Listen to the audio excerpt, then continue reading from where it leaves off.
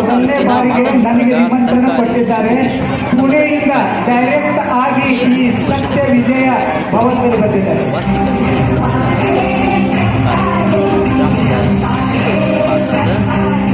ಸುಂದರವೆಂಬ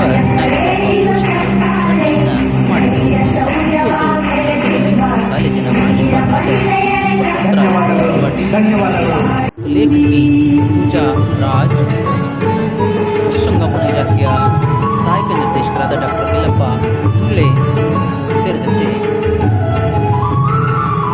ಶಿವಲಿಂಗೇಶ್ವರ ಕನ್ನಡದ ಪರಮಪೂಜ್ಯರಾದ ಶ್ರೀ ಅಭಿನವ ಶಿವಲಿಂಗಪ್ಪ ಸ್ವಾಮೀಜಿಗಳು ಕಾರ್ಯಕ್ರಮದ ಸಾನ್ನಿಧ್ಯ ವಹಿಸಿದರು.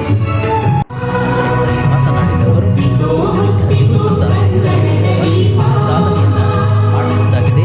ಇದರಲ್ಲಿ ಪ್ರತಿಯೊಬ್ಬರು ಕೂಡ ತಂದೆ ತಾಯಿಗಳಿಗೆ ಕಲಿಸಿದ ಶಾಲೆಗೆ ಮಕ್ಕಳಿಗೆ ಕ್ರಮಕ್ಕೆ ಹೆಸರನ್ನು ತರುವಂತಹ ವಿದ್ಯಾರ್ಥಿಗಳಾಗಬೇಕು. ಸಂದರ್ಭದಲ್ಲಿ ತಿಳಿಸಿದರು.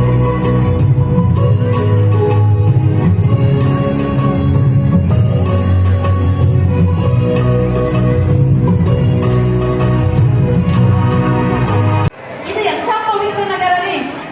ಕರ್ನಾಟಕ, ಮಹಾರಾಷ್ಟ್ರ, ಆಂಧ್ರ, ತೆಲಂಗಾಣದ ಅನೇಕ ಜನರ ಕುಲದೇವ, ಸರ್ವರ ಆಸ್ತೆ ಕೇಂದ್ರವಾದಂಥ ಪಂಡ್ರಾಪುರ ಸೊನ್ನಲಾಪುರ ಬದಿಯಲ್ಲಿನೇ ಇದೆ.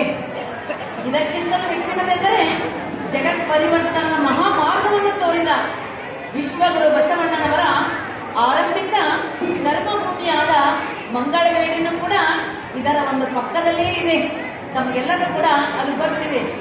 ಅಷ್ಟೇ ಅಲ್ಲ, ಇನ್ನು ಇದರ ಸುತ್ತಮುತ್ತಲೂ ಅನೇಕ ಪವಿತ್ರ ಕ್ಷೇತ್ರಗಳನ್ನು ನಾವು ಕಾಣ್ತಾ ಇದ್ದೇವೆ.